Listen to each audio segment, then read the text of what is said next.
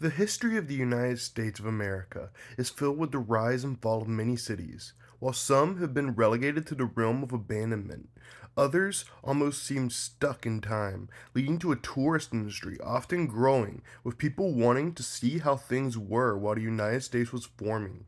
Others are cities that were built up in a different time, often keeping much of the old architecture. Today, let's look at a few of these towns and cities. Tombstone, Arizona, was founded as a mining town by prospector Ed Schlieflin. The town produced millions of dollars of silver from its mines, leading to the town developing a lively main street rife with drama and debauchery. Tombstone is the site of the famous gunfight at the OK Corral, which occurred when the Earp brothers, Wyatt, Virgil, and Morgan, alongside Doc Holliday, had a shootout with the infamous Cowboy Gang. Today, Tombstone still looks nearly the same as it did over 100 years ago and is a tourist destination. Vicksburg, Mississippi was built by the Spanish as Fort Nogales in 1790 on the site of an earlier French fort that was destroyed by the Natchez in 1729. An American city was built at the site in the 1820s, incorporated in 1825, named after a Methodist minister named Newitt Vick. Vicksburg was the site of the Siege of Vicksburg, a pivotal battle in the American Civil War that saw the extensive use of ironclad warships, including the USS Cairo, which can be seen along with the rest of the battle remnants at Vicksburg National Military Park. Deerfield, Massachusetts, was initially built in the early 1670s and was established in 1673.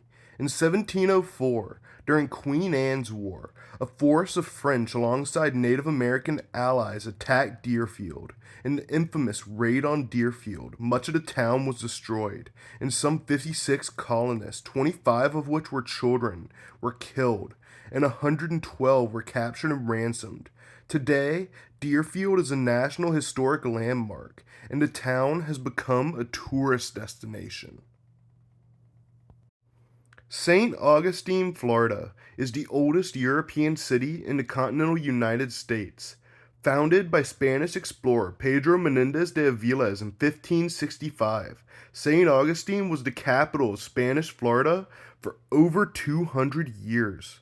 When the United States acquired Florida in 1821, St. Augustine and Pensacola had both been capitals of East and West Florida respectively. Thus, a new capital was built on a Seminole village between the two, this becoming the city of Tallahassee. Grand Portage, Minnesota, was built in the late 1600s as a stop on the canoe routes of the fur trade. It was named because a portage was where voyagers had to leave the rivers or lakes and carry their cargo to the next river. Grand Portage was the beginning of a 9-mile trek over land to a navigable portion of the Pigeon River. When the British took control of Grand Portage in the 1760s, following the Seven Years' War, the Northwest Company began to occupy the post. In 1783, the site was ceded to the United States in the 1783 Treaty of Paris, but the British fur traders did not leave until 1803, establishing Fort William near Thunder Bay, Ontario. Today, Grand Portage is a national monument you can visit for yourself. Williamsburg was founded in 1632 under the original name of Middle Plantation. The city was the capital of Virginia from 1699 to 1780 and was one of the political centers during the American Revolution. The prestigious College of William and Mary was established in 1693 in Williamsburg. Today, much of the city's colonial district is preserved for tourists to visit and is certainly worth a visit. When I say that St. Augustine is the oldest European city in the United States, I have to make that distinction because of places like Santa Fe, New Mexico. Settlement at Santa Fe dates back to around 900 AD when the Tewa people built a town at the site.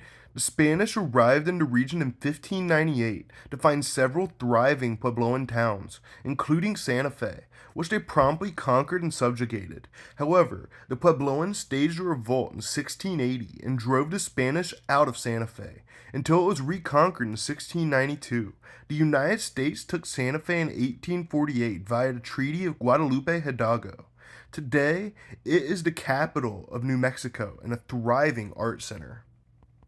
Settlement at Deadwood, South Dakota, illegally began on Lakota land in the 1870s. By 1877, Deadwood had around 12,000 people, and the town was virtually lawless, with murder and robbery being common. In 1961, the entirety of Deadwood was deemed a National Historic Monument, and the town received many tourists coming to see the Old West. Gunslingers Wild Bill Hickok and Calamity Jane are buried in Deadwood. New Orleans, Louisiana, was founded in 1718 by the French Mississippi Company. The city quickly grew as a trading hub. The Spanish took control of New Orleans in the 1763 Treaty of Paris. The Spanish controlled New Orleans until 1803, when it was returned to the French, which then promptly sold Louisiana Colony to the United States. Between 1791 and 1810, thousands of white and black Haitian immigrants fleeing the Haitian Revolution came to New Orleans, with white immigrants often bringing their slaves. At the end of the War of 1812, the Battle of New Orleans turned into a decisive American victory, but it occurred after the signing of a peace treaty. Today, the French Quarter is New Orleans' historic district and attracts thousands of tourists from around the world. In late 1620, the Mayflower anchored off Cape Cod, modern Massachusetts. Before disembarking, the Puritans aboard created the first English form of government in the modern United States. Plymouth became the center of Plymouth Colony, a political entity that made up Cape Cod and the surrounding regions. Plymouth was a major center during King Philip's War in the 1670s, and fighting even reached the outskirts of Plymouth itself. In 1691, Plymouth Colony was merged with the rest of Massachusetts. Today, Plymouth has experienced rapid growth, but still remains with the old colonial vibe and attracts thousands of tourists to see the old town. Thanks for watching.